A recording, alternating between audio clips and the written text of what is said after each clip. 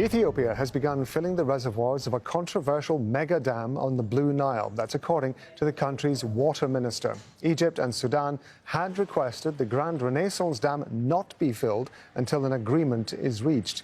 There's been nearly a decade of contentious negotiation over concerns it could drastically reduce water supplies to downstream countries.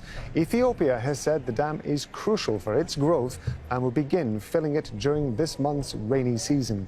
Charles Stratford lays out the politics behind the dam. It's taken 10 years to build and cost close to $5 billion.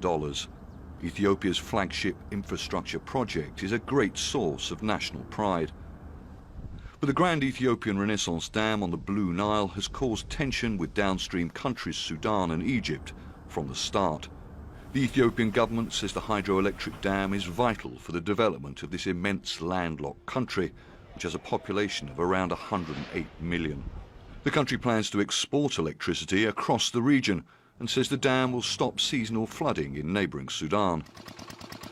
But Egypt says there are a number of outstanding legal issues that need resolving, and that filling the reservoir too quickly could reduce its water supply and may pose an existential threat. Egypt does have legitimate concerns. I mean, Egypt relies on the Nile for 90% of its freshwater needs, and the largest share of the river runs through Egypt, through Egyptian territory. And what we have in Egypt is a situation where they have a significant gap between the amount of water they produce and the amount of water they consume. And with a rapidly growing population of over 100 million, it points to this problem only getting worse. Ethiopia also has strong claims because it's the source of the Blue Nile, the largest of the River Nile's tributaries. Ethiopia was never included in a colonial-era agreement between Egypt and Sudan that gives the lion's share of water to Egypt. There are many finely balanced calculations, including internal political ones, that are at play here. You know, for example, in Ethiopia, you have Abiy Ahmed having come into power in 2018. He wants to secure his position and be re-elected in future elections in Ethiopia. In Egypt, you have President Sisi with an economy that had been struggling, but also he needs to ensure that he has the continued backing of the military establishment in the country, which of course has an important role in that economy. In late June, Ethiopia rejected a UN Security Council meeting requested by Egypt, saying the Council should not be involved at all. Ethiopia's UN ambassador said the dispute should be solved at a regional level. African Union talks hosted by South Africa failed to forge agreement earlier that month. In February, the US and the World Bank mediated what it hoped would be a roadmap on how to proceed with final technical and legal issues which concerned Egypt in particular. But Ethiopia did not sign the final document. Ethiopia always said that it would have preferred agreement before it begins to fill the reservoir, but if that wasn't possible, it would go ahead anyway. It has potential huge security implications for the entire region. Ethiopia accuses Egypt of repeatedly dragging its feet over the issue of filling the reservoir, something it says Egypt knew would be inevitable one day. Charles Stratford, Al Jazeera. Our correspondent Hiba Morgan is joining us live now from Northern State in Sudan. Do we have any idea, Hiba, what Sudan's reaction is going to be? Well, Rob, we're yet to hear any reaction or any statement from the Sudanese government. We've heard from them yesterday saying that they are going to present a report to the African Union. They've already submitted reports from the 2 weeks of talks, of virtual talks between Ethiopia, Sudan, and Egypt to their prime ministers. And there is supposed to be a summit that is going to take place between the prime ministers of the three countries within the coming week. Now, this was all to try to make sure that a deal is reached before Ethiopia starts filling its grand dam. Now, this is obviously a little bit too late for that. There have been repeated concerns from Sudan about the safety of the operations of the dam. let's not forget that Sudan itself has another dam that's about 100 kilometers away from the GER, the Grand Ethiopian Renaissance Dam, which is called the Ceres. So it's quite concerned about what would happen when the dam fails to operate properly and fails to hold water, and all of a sudden all that water that is being held by the reservoir gets released downstream. All its dams will not be able to handle. The Ceres itself has the capacity of 7,000. That's about 10 times less than the Grand Dam of Ethiopia. So lots of concerns there. Egypt, of course, we know, has been very concerned about the filling of the dam because that will affect the water levels it has, which more than 90% of its population relies on. So lots of concerns there. We're yet to hear reactions from the Sudanese government. They've repeatedly said that there should be a diplomatic solution and that there should be a political will to reach a deal, which is why they've been trying to mediate between the two sides while saying that it, at the same time, is a stakeholder.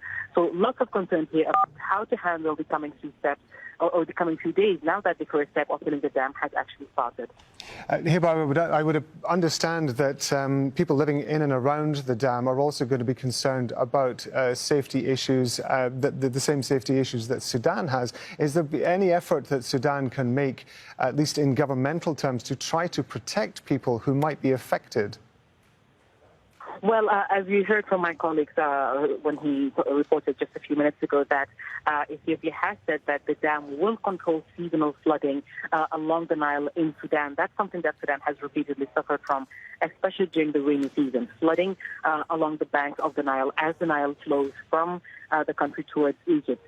Now, the dam will control that. However, that is not what farmers say they need. We've spoken to farmers along the Nile from Blue Nile State on the border with Ethiopia all the way up to Haifa on the border with Egypt. They say that they need that motion of the flooding from the Nile to be able to have more fertile soil, to be able to irrigate their plants properly. So while we have heard people complaining about the floods over the past few years, they say that those floods that have been happening, recurring annually is very important so that they would be able to continue farming and continue producing. There are a lot of farmland, agricultural farmland along the banks of the Nile as you go down northwards from Sudan's borders going on to Egypt. So lots of concerns by the farmers about what will happen when the water levels drop on the Nile. That's Hiba Morgan reporting to us from Sudan. Hiba, thanks very much indeed. Alice Kotopoulos has more on where the concerns lie for Egypt and Sudan. Ethiopia's largest hydroelectric project has been controversial since its beginning in 2011. But what is it about the Grand Ethiopian Renaissance Dam that has Egypt and Sudan so concerned? Let's start with what it can do for Ethiopia itself. A country of more than 109 million people, its economy is one of the fastest growing in the world, at roughly 10% a year for the last 15 years. Ethiopia's energy demands have kept pace, but only 27% of the country is currently connected to the national grid.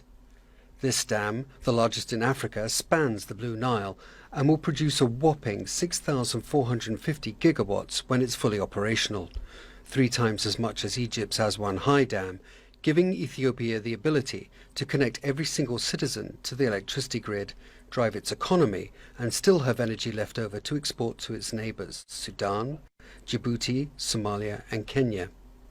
So far so good. Then what is the issue? A big dam needs a big reservoir, and this one will be huge at 1,840 square kilometres. It will hold more than 2.5 times the amount of water in Lake Tana, Ethiopia's largest lake and the source of the Blue Nile. The dam will take years to fill, and the fear is it will reduce the water flowing downstream to Sudan and Egypt. Currently 86% of the Blue Nile flows from Ethiopia. The river provides 77% of fresh water for Sudan and 93% of Egypt's. If there is a reduction in the water flowing through these desert countries, it could have a serious impact on agriculture and livelihoods. Other hydroelectric projects, like Egypt's Aswan High Dam, currently producing 6% of Egypt's electricity, would also be greatly affected. Egypt and Sudan's populations are rapidly growing, and with them their resource needs. But for Ethiopia, the $4 billion dam is a way out of poverty and an end to decades of rolling blackouts. With global warming and changing weather patterns, managing scarce resources is becoming increasingly vital. Alex Kotopoulos, Al Jazeera.